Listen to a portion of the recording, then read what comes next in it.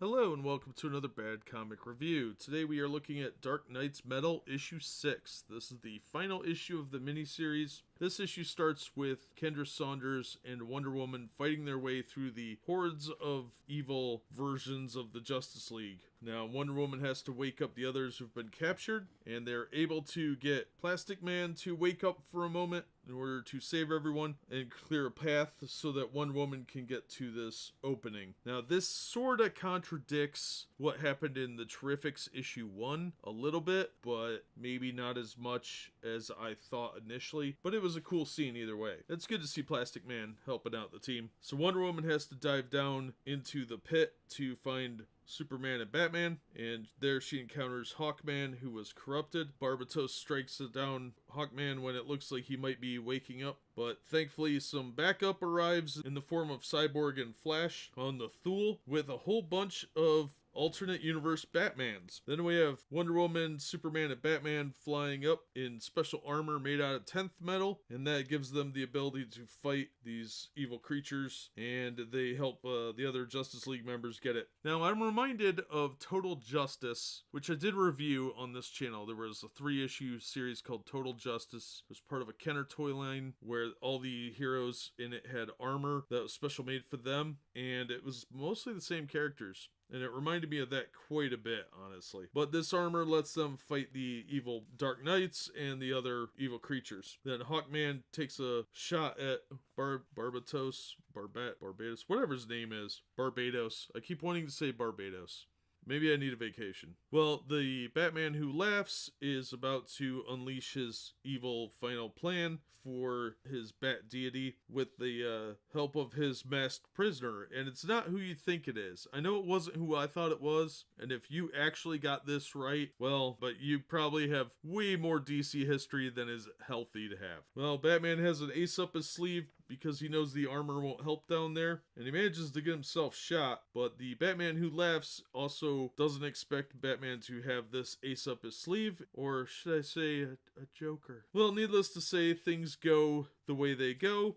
Things go the way they have to go, and Batman and the others reach out with metal through a kind of a MacGuffin and connect with everybody in the world and try and spark hope again and lift the Earth up out of the Dark Multiverse back to where it's supposed to be. Well, in doing so, they accidentally break the source wall. It's a New Gods thing.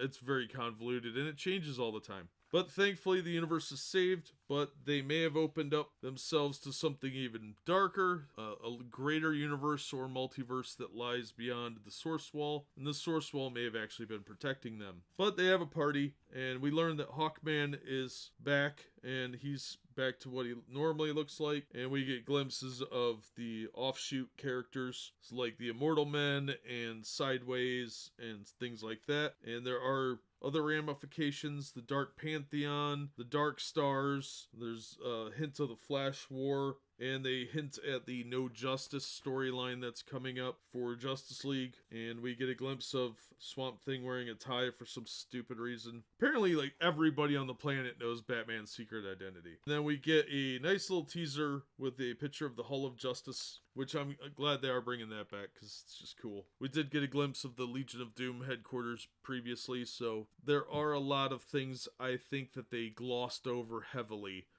Power of Shazam and the Rock of Eternity. They really didn't go into great detail about that. We saw Dr. Fate back in action, although it looked like he had been disintegrated last issue. But I can kind of live with the more nitpicky flaws.